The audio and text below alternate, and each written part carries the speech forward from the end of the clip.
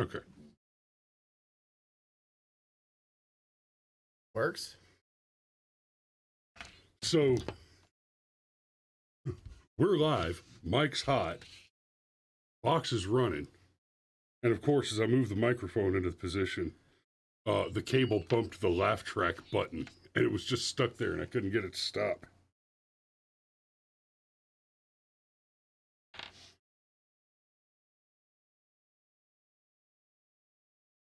Drink my coffee cup.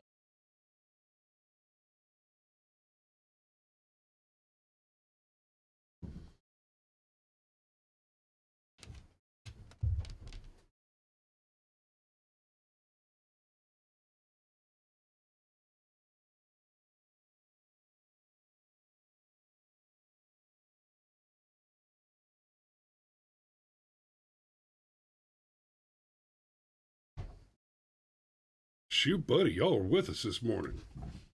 Let's do this.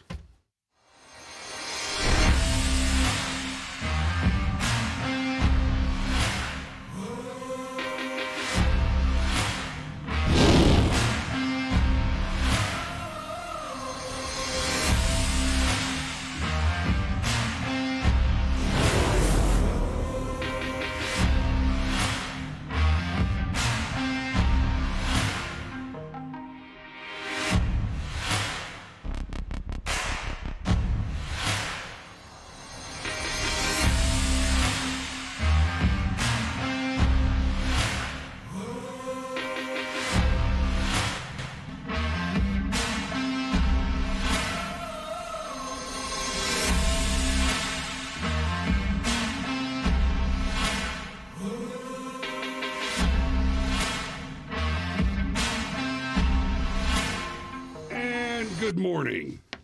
All right. So, this is day 3.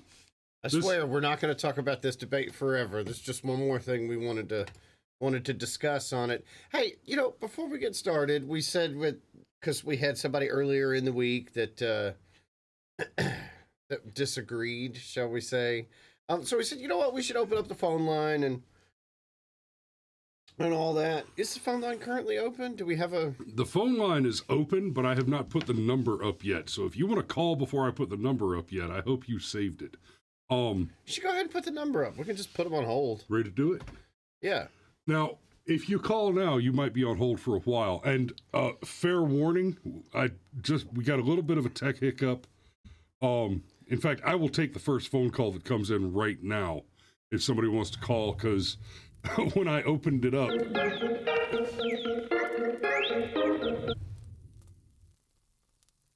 And good morning.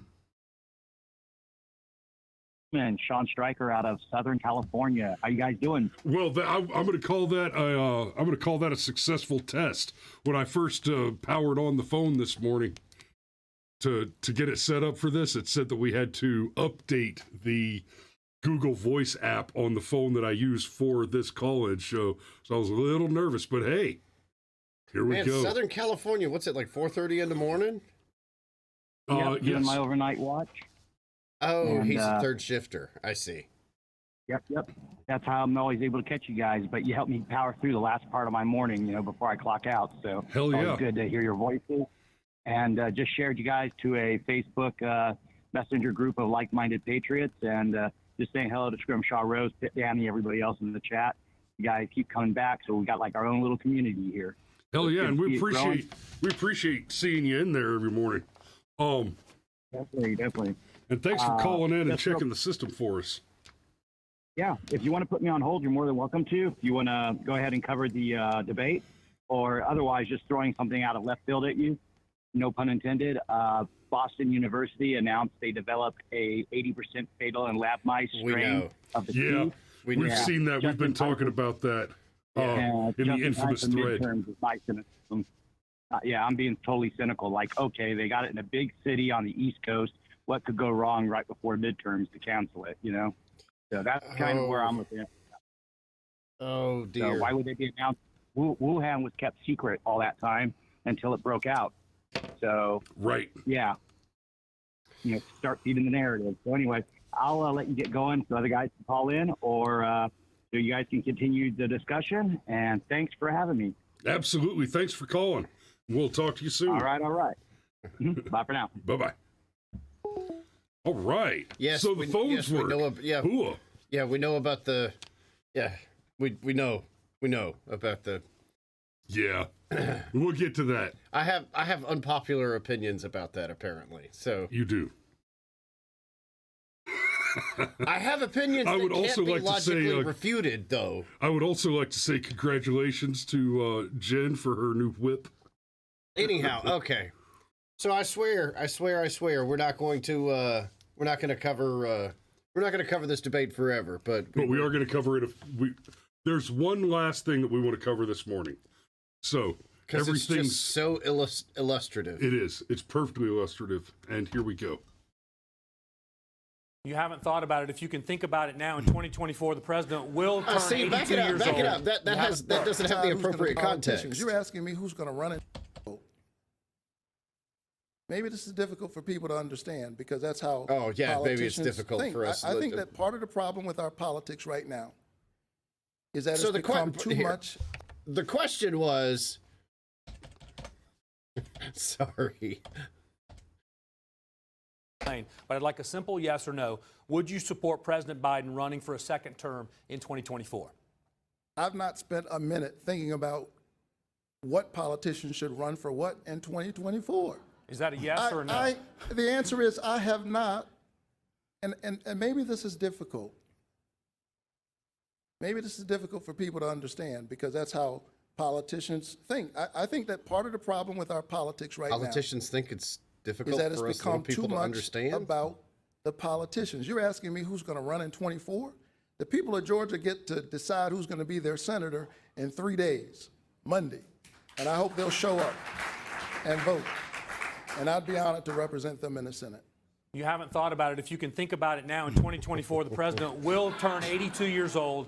Are you concerned about his physical and his mental fitness at that time? You have 30 seconds. The people of Georgia hired me to represent them regardless of who's in the White House.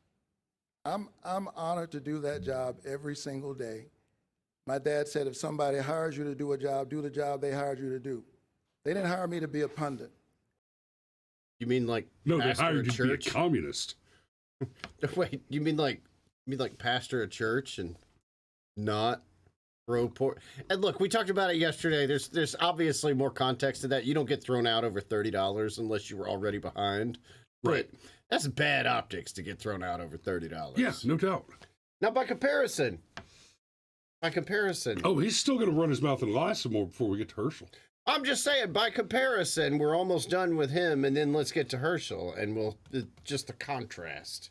Well, and because we just heard what came out of Warnock's mouth, at the very beginning of it, the question was, give me a simple yes or no answer. Will you support Joe Biden for president in 2024? I haven't thought about it.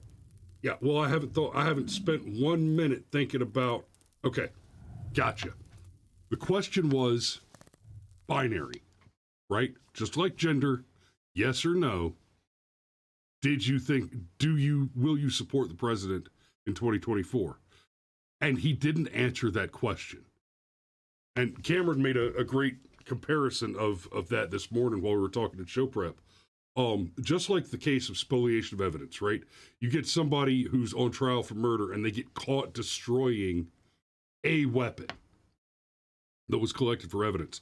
The judge will instruct the jury to treat the spoliated evidence as if it were the most damning thing it could possibly be, right? We caught him melting down a pistol in a forge in his backyard. You are to assume That pistol was the murder that was weapon. the murder weapon. It matched the method of the murder, and it had the DNA evidence to tie the accused to the crime. When a politician chooses not to answer a question, gives you a non-answer, that is the same as him answering the question in the worst way that he could have. So if you ask Raphael Warnock, do you support killing children after they're born?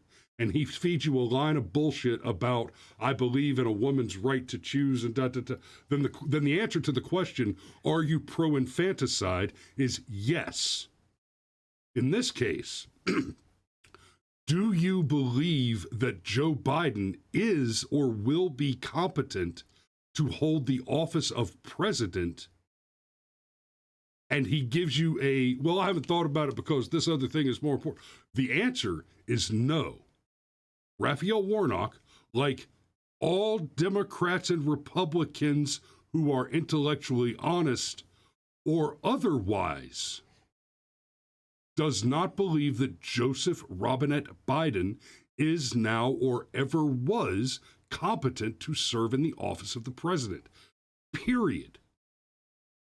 He's clearly less competent now than he was, say, 5 years ago. Like, there's cans missing out of that six-pack. I think it's pretty obvious. Like, before, Biden always said bizarre, offensive shit, but at least point A flowed into point B, flowed into point C. Like when he said the thing, so you can't walk into a 7-Eleven unless you got an Indian accent. That was racist as hell, but at least it made sense. Now he says things that don't even make sense. And you just, there's a clear difference. So, Jimmy McGill, attorney, if you could send me a link to that report, just send it to the show at brushfiremind.com. I would love to read that. That sounds hilarious. Okay, so let's do this. And I'm working every single day for hardworking families in Georgia, for our women, for our workers, and for kids like me growing up in places like Caton Homes. Mr. Walker, former President Trump is also considering a run for the White House in 2024. If you can give me a simple yes or no answer, and we'll give you time to explain as well. Would you support a Trump 2024 run? Yes, I would. And let me tell you, President Trump is my friend. Don't even slow down. Has nothing to do with that. He's my friend. I won't leave my allies, which is what Senator Warnock and Joe Biden did in Afghanistan. They left their allies. They left their allies, and right now on a foreign stage, a lot of these people don't trust us no more. They don't trust us to be strong anymore. So they're waiting to see who's going to stand up, who's going to trust. And they have no one to trust right now because I said President Trump is my friend, and he won't stand up with Biden when yet he's voted with him 96% of the time. Let's be real. Mr. Walker, are you concerned about the ongoing legal investigations around? Oh my God. Okay. So look. Well, okay. Let me just back all the way up. I see. Look. Nope. I want to hit this real fast. Oh man, this guy. Family values while simultaneously paying for abortions. Okay. I want to just illustrate what you're saying here, Jimmy McGill, attorney. All Democrats, according to your logic here, your criticism, all Democrats are opposed to all family values, period, without exception. And I want you to think about that. A banner cause for BLM, according to their own website, is the abolition of the family unit. Right? So go ahead and come at me with this bizarre twist on your while simultaneously paying for abortions, family values thing. This is why we should have the phone number up. So but look. There you go. Look, I think this answer in particular, the abortion debate, the abortion exchange, I feel like was the one in which Warnock just looked the most, just absolutely devastated. Herschel Walker took everything and spun it back around on him quite masterfully. Okay. Right. And then it's terrible optics. I forgot there's a baby in the room. Well, not only that, but the whole thing about you said Black Lives Matter. Oh, and you want the government to pay for it, so you're actually bringing it back in the room. Everything is, everything about that was devastating. And then the stuff with Ebenezer and all that. But this exchange in particular, and this criticism that Walker's just a warm body with a pulse and that he's stupid and that he's incompetent. No, he's not. He talks. All right, I'm just going to say the quiet part out loud. He talks like he's a dumb Southern black man. That's what his voice sounds like. But he's... All right. But he's not these things, okay? He's actually much more intelligent than his speech patterns would indicate. Because not only did he understand that the way to get ahead right there was to just give a simple, straight answer to the question, but he not only managed to give a straight answer to the question, but spin it back around on Walker and the Democrat Party.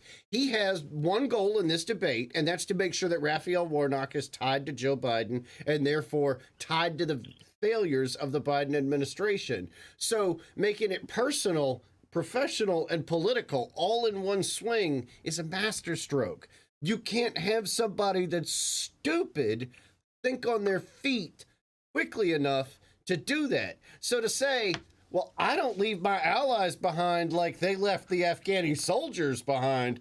Like, nope, toss it up, knock it out. You don't have to like the way he talks. You don't have to like his morals. You can think he's a shit candidate. But it is time to put the narrative to bed that he's just a dummy who's a placeholder. Because this debate more than proved that is not true. All right. And Your Majesty, good morning. Good morning. I just wanted to share my opinion that the debate was much easier for Herschel because he can tell the truth. It's a lot easier to talk and defend your opinion when you're telling the truth. And it's cold out here, so I'll hang up and go back inside. Thanks for calling in, Sergeant Major. Love you. So everybody else, you don't have to step outside to call us if it's cold out there. Well, you do if Mom's watching the show inside and you don't want to get cross chatter on the phone. Oh, okay. I guess that makes sense. Oh, yeah, they got us up on the TV with the coffee in the morning. Yes. So, but this exchange, and what he said right there, when it's what you actually believe, when it's how you really feel, when it's what's actually in your heart, even if you yourself are a flawed individual, let's assume that every negative thing that we've heard about Herschel Walker is true. Now, to be clear, 80% of the negative things we know about Herschel Walker, we know because he wrote it in his fucking autobiography. But whatever. And most of the negative things that we know about Warnock, we found out through investigations where he attempted to obstruct justice on the related investigations. Hey, he's a lot like Stacey Abrams that way. No, he is not a lot like Stacey Abrams. You're right. He's about 200 pounds different than Stacey Abrams. That's right. The journey to 285 goes in different directions for the two of them. Because he has to go up and she has to go way down. Right. That's a joke about Atlanta traffic. Oh, she goes way down. So she's a lot like the Vice President Spit Roast then. No. I was deliberately not going to go there. No, I was going to say the big difference between... Nice try. I was going to say that the big difference between Warnock and Abrams, because I listened to both sets of debates, Abrams didn't make the mistake of underestimating Brian Kemp. Right. Abrams didn't make the mistake of saying, well, this guy, because Brian Kemp talks very folksy and Southern. Yeah, he's a country boy. Right? Well, I'd like to just remind Georgians that. Okay, fair enough. But Abrams didn't make the mistake of thinking that meant Brian Kemp was stupid or unprepared for this debate. I don't just think that you're seeing the difference between honesty and dishonesty, between conservative and liberal or right and left, or an average person versus an oligarchical elite, okay? You're also seeing sheer fucking hubris on display. I guarantee you Warnock thought, I've pastored one of the most famous churches in the world for years. I've got this on lock. That dumb football player ain't got shit on me. Holy crap, he knocked me on my ass, and I don't know what I'm going to do about it. TKO. I mean, basically. Okay, so Look, Jimmy McGill, you're hitting me with a wall of copy pasta here. If you have any original thoughts that you'd like to contribute, that'd be interesting. there's a phone number on the hang on a screen, second. dude. Hang on. But clearly the extent of your intellectual development here is that you've been watching Warnock ads. All you're doing is regurgitating somebody else's talking point claims there. If you've got some analytical or interesting opinions or positions to post, go for it. I'm hitting you with facts. No, son, you're hitting me with somebody else's statements. I mean, nice try. Move along. And that's the last I'm going to address that particular troll this morning. So, guys, phone lines are open. And that includes you, Jimmy. If you'd like to give us a call and run your mouth a bit, bring it on. But yeah. Hey, it's Woke Wednesday. And I know we eschewed our format because there was so much in this debate that we wanted to get through. Do you have something you wanted to hit? If you'll go to if you'll go to my Twitter, I have a couple of things that I think you'd find amusing. Absolutely. Oh. Gonna have to eventually change that picture. Nope. Keep going. Keep going. Well, there's that. Jesus Christ. No. This is that one down there, the video. It's just funny. Oh.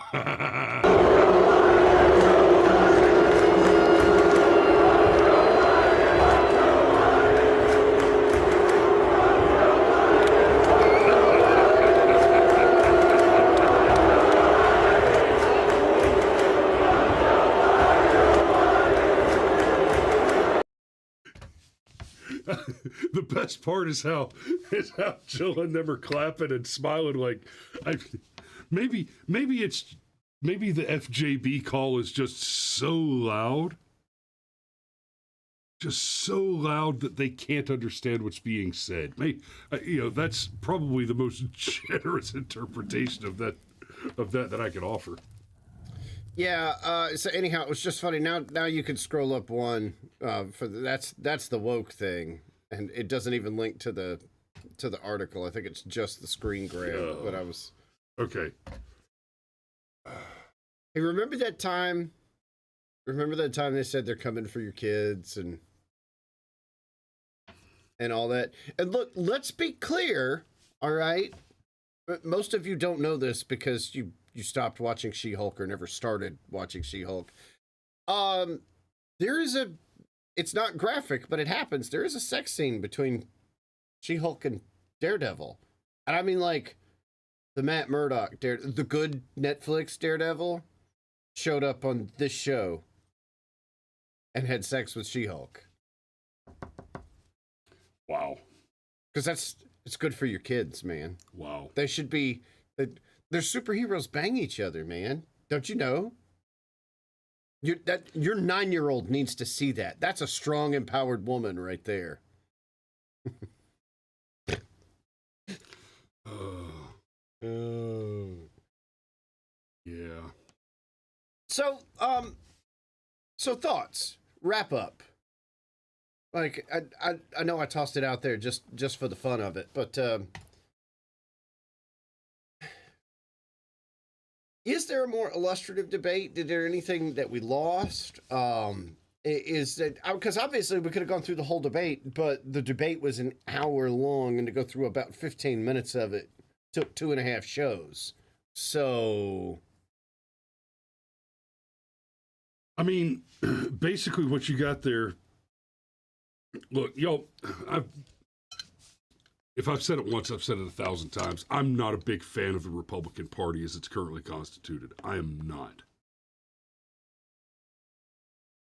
The best I can say for the Republican Party currently is they're not actively engaged in the mutilation and termination and perversion of the children. They're not actively attempting to hurt my children. That's about the best I can say for the Republican Party right now.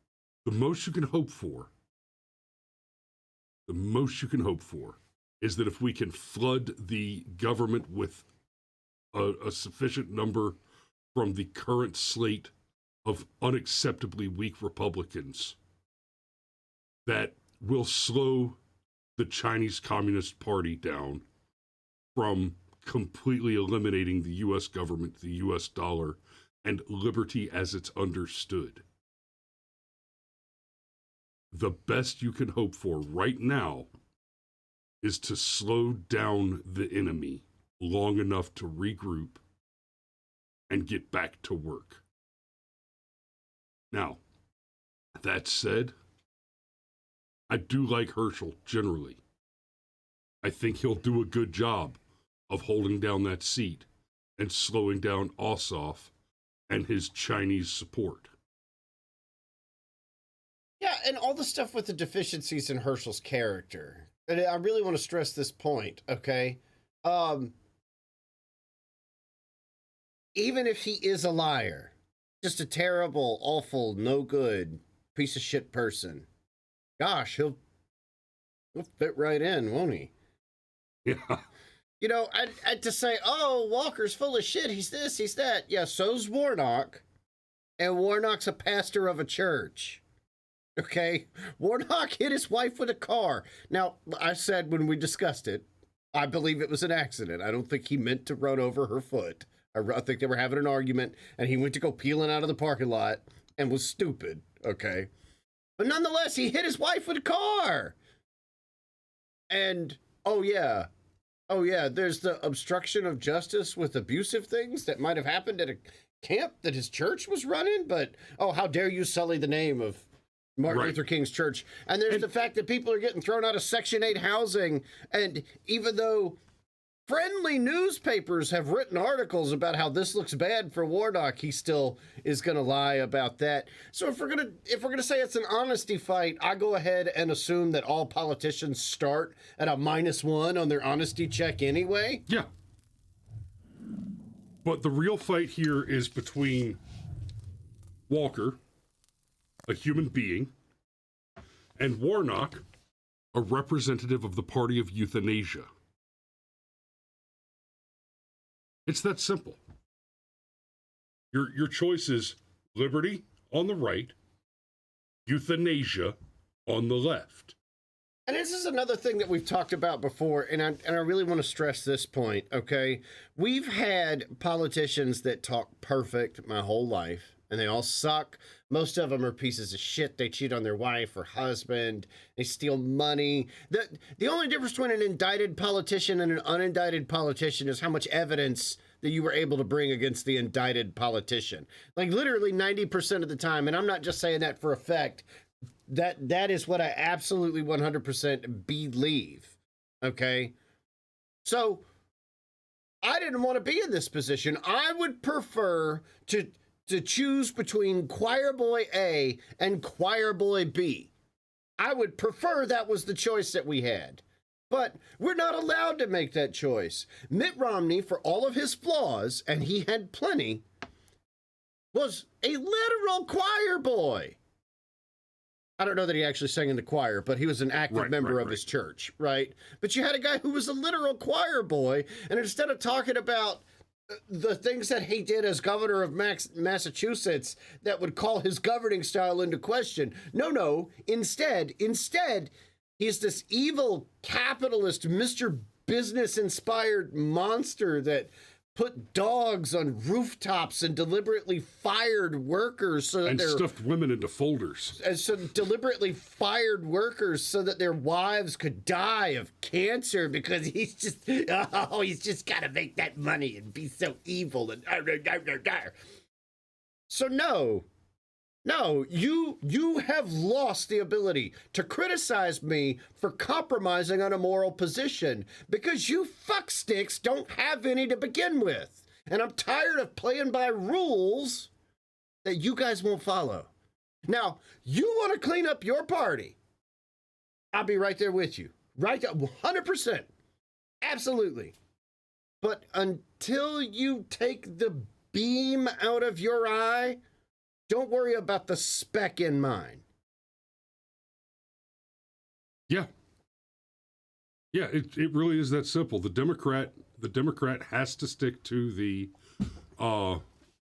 let's look at the moral history of your candidate, but all your candidates are child pornographers and genocide supporters. Remember in 2004, your John entire Kerry? party is constructed of perverts, child pornographers, abortionists, euthanasists, right? Your party is made of monsters. Well, we've got to listen to the moral authority of the left. But, in our lifetime, like in 2004, there was John Kerry, who was married to the ketchup lady. Yep. Yeah. And orgies were just a thing that they did. Yep. And if you brought it up, something was wrong with you. I was getting there. Yeah, stolen valor and orgies. And then let's not forget about the whole Swift. They call it swift boating as though it's a bad thing. And what was really crazy about all that is that John Kerry didn't actually do anything wrong in the Swift boat incident. He just exaggerated the good stuff that he did. So yeah, it was his own damn fault that he got called out for it. But no, these are the people that have got the moral authority over you. So let's just go ahead and ignore the Clintons. Okay? No, but we can't because in Why, you're not trying to get shot this morning? Well, I mean, I don't want you to have to explain to my children what an arcanicide is.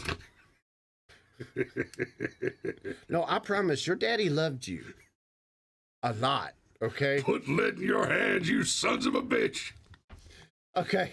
But no, actually, we do have to talk about the Clintons because you could make the point that the reason why Trump was able to win is the Democrats thought that running Hillary was a good idea in 2016. I'm not entirely sure of that.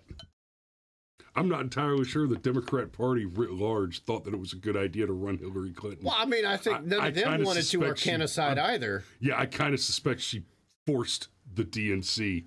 She basically blackmailed, threatened, and bought the entire party.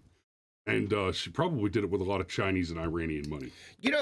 Your dad points out that good, honest people don't want to run for office because of what it does to their families.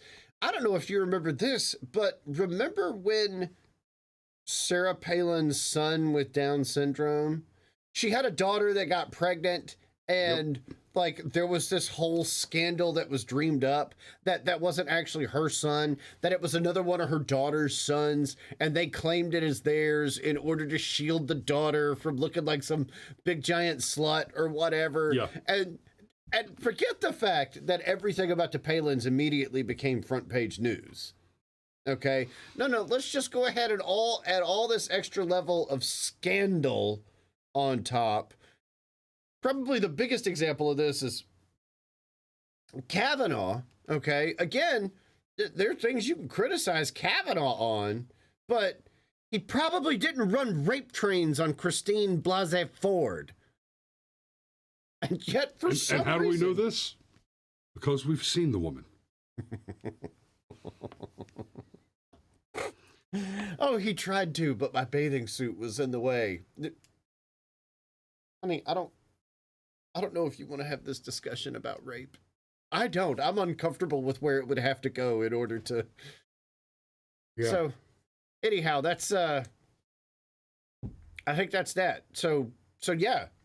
You want us to have better candidates? No problem. You first. Yeah, spread a sack and argue policy. That's all I'm asking. Quit telling us people like Ilhan Omar and AOC are to be taken seriously. Take your bartenders and your brotherfuckers. Go find some legitimate people. Commit to the courage of your convictions and argue on policy. But you can't argue on policy because no one's going to vote for increased cost of living, government-funded infanticide, and deep, deep perversion. Your voters don't want these things. Your voters don't want wars. But that's what you run for. Your voters did want Bernie Sanders in a couple of nominations in a row. You fucked him right out of that process. So, shit. And look, I'm not a big Bernie fan. Don't misunderstand. I'm just saying, again, take the plank out of your eye before you worry about the speck in mine. Yeah. All right, y'all. We love you. Thanks for watching, and we will see you tomorrow.